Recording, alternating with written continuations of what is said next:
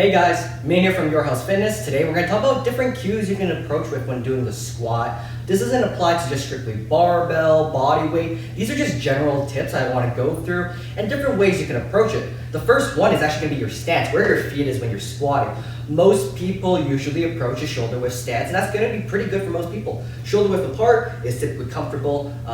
A lot of times though, you're gonna have some differences in individuals. Some people like a nice wider stance when they squat like so. Some people, they can squat super narrow. That's just the way their hip is naturally. So when we approach of what stance you should take, do what's comfortable for you and what you feel good doing. Make sure your form is great, obviously. Don't pick a stance where your form's atrocious. It will feel good maybe, but if it's not good form, it's kind of redundant. So find a stance that's good and comfortable for you, and you can do it with good form and great technique. That's going to be best for you. But typically speaking, shoulder width apart is going to be a good place for most people. I like my stance a little bit wider than shoulder width. That's just me personally. And it does change depending on which squats you do. But it's also just a really great way to choose a stance for yourself. Okay, this next tip is going to go specifically into a back squat. And what it refers to is your actual hand and back position. So what you want to do with a back squat is you want to have a stable upper back position. So I got the bar on my back. I'm going to turn so you guys can face me. Okay, so what you want to do is have your hands as close as possible without having any breakdowns in your technique. What does that mean? So this is about where I can go with my hand placement before my wrist will start to bend. If I come closer, my hands go into hyperextension, or my wrist does. It's not bad, but it's not ideal. So you want to find a position where your hands can be relatively neutral. I like thumbs over, you can go thumb down, either way works. And find a position where you're able to squat. Next tip you want to have is a braced core and a neutral spine. If your core is embraced and it's kind of like the centerpiece of the whole squat movement, you will find your body will tip over, you might have hyperextension, or you might cave over in your upper back. So you have to brace your core. You gotta take a deep breath in like so. I'm gonna keep my ribs down and I'm gonna push my sides out. Okay, I'm flexing everything around my spine. Once my core is braced, I'm gonna try to have a slight hinge in my hips. Stay a little bit upright, especially if it's a high bar squat. And you're gonna squat while keeping your core braced. So once again, deep breath in. My ribs are down, I'm pushing my sides out, and I'm gonna squat. And when I'm doing this, I can maintain an upright posture because my core creates a lot of stability. So deep breath in once more. My ribs are down, I'm pushing my sides out, and I'm gonna squat. Furthermore, if you want to get a little bit more engagement, you can also pull the bar into your upper back. And what you'll feel is your lats contracting and get even more stability. So deep breath in, sides out, pull the bar to my back. I'm flexing really hard. I create a lot of stability and then I squat. And that's our tip when it comes to keeping your hand position on the bar. Okay, next tip, very simple, but a lot of times it doesn't get utilized. Please use clips when you're squatting. Okay, a lot of times people won't put clips on the bar. It's fine if you're at your own gym or you know the person, but you don't want the plate to slide off, hit someone in the foot, break someone's foot. It's gonna be really ugly. Also, sometimes you'll be squatting and the weight will start sliding off the side and then the bar starts tilting, okay? When you start doing more advanced variations, so I'm gonna do an overhead squat. Okay, so overhead squat is much harder for stability compared to a back squat like so. If I don't have clips and the bar tilts, I'm gonna be in trouble, okay? So make sure you're using your clips when you're squatting. Okay, so let's talk about our shoulder blade position. This varies depending on whichever squat you do. For a back squat, what you want is your shoulder blades to be squeezed together and down. That's the big part. If you have your shoulder blades down, it's gonna keep your shoulder blades locked in place. It's gonna help build what we call a shelf. It's exactly what it is. You're going to build a shelf of your upper back muscles and your bones for the barbell to rest. So let me demonstrate with the barbell. Okay, so when you can see my back right now, big thing I want to do is make sure my shoulder blades are not shrugged up. I got to keep them down, and I'm going to squeeze them into my side, like squeeze them together, and my elbows are going to come into my sides. I'm going to get my entire back flexed and braced really hard. This is where the bar is resting. You need a very, very strong position if you want a really good squat. So remember, shoulders down, squeeze together, elbows digging down, and we create a really, really strong upper back shelf. Last tip you want to do, this applies to all squat, is having good breathing patterns. Depending on the way you approach it, your breathing will change slightly, but the big idea is having a really, really big, deep breath in before you even squat, bracing with that breath and using it to create a lot of stability around your spine.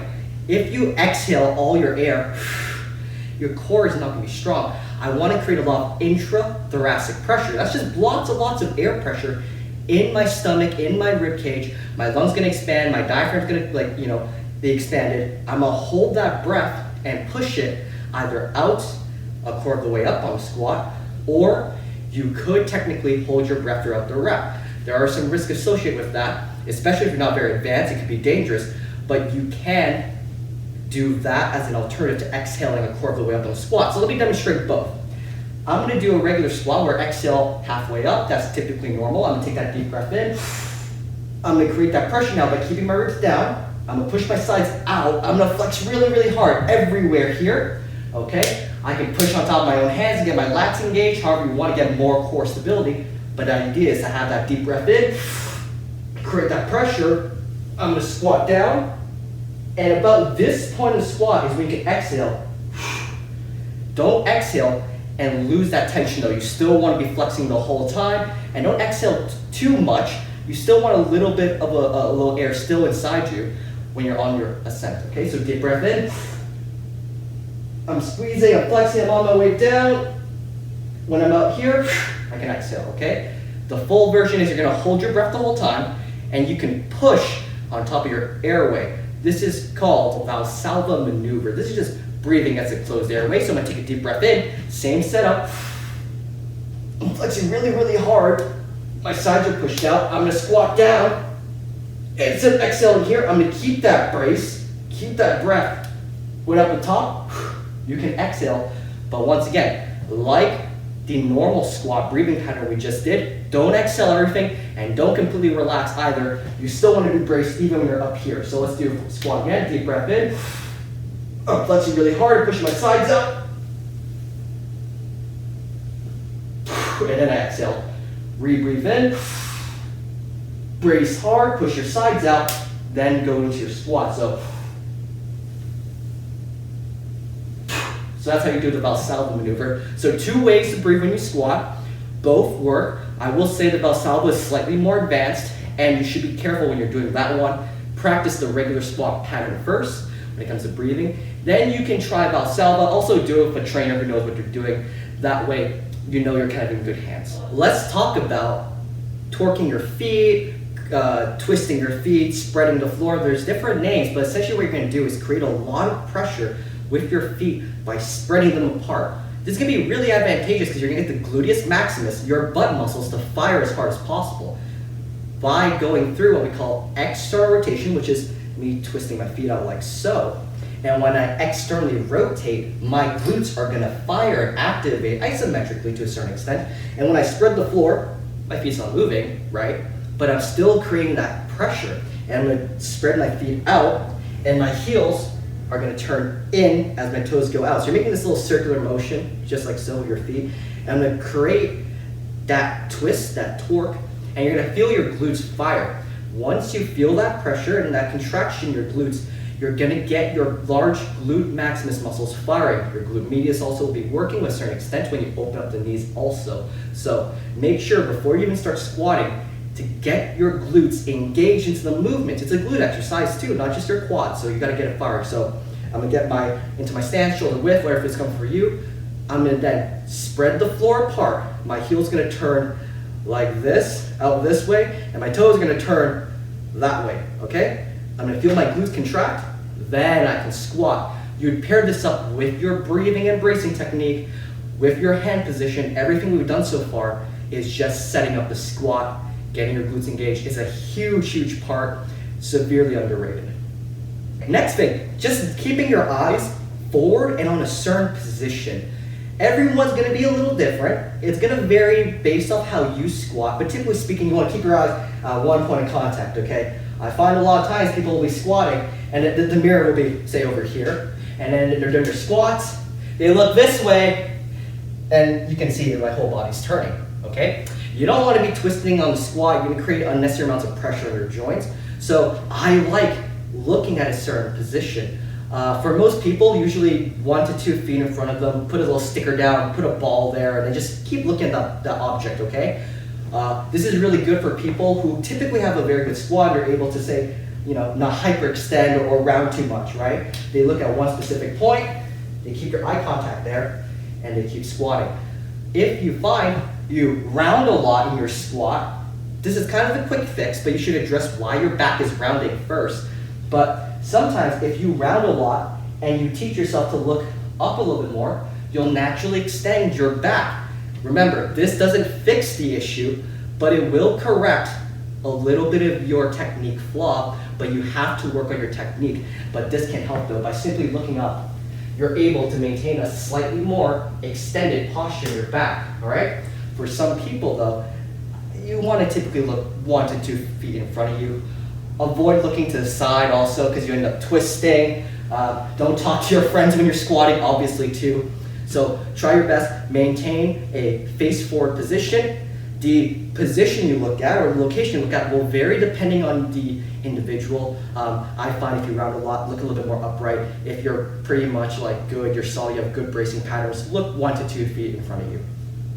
The next tip is where the weight is on your foot. Obviously the weight is on your back and your hands, but where you distribute the pressure of your actual squat's gonna matter. So very common, and this happens a lot, is people will either put too much weight on the front of the foot, okay, and it kind of looks like this. They'll squat, you put too much pressure on the front foot, and my heel's up.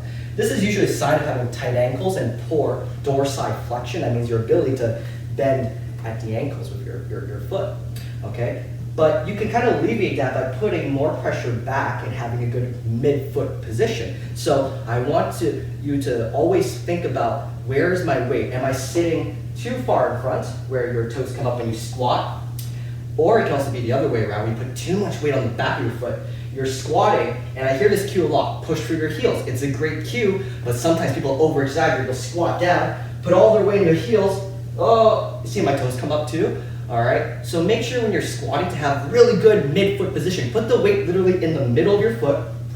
Okay, I'm kind of in the middle. I'm gonna keep that middle position as I squat down, all right? Some people will struggle with this if they're already having a lot of weight distribution, like troubles, all right? Like, oh, I find my toes come up or my heels come up. It won't completely fix your squat, but it's gonna get you there. It's gonna help you squat, number one, with optimal power output. And you're gonna have a lot more balance when you're doing it. You're not gonna be falling forward, not gonna be falling back. Make sure the weight is in the mid-foot or the middle of your foot, however you wanna think about it. All right, so this is gonna come into your actual squat now. We're finally moving, we're finally doing something, and it's actually preventing a movement from happening.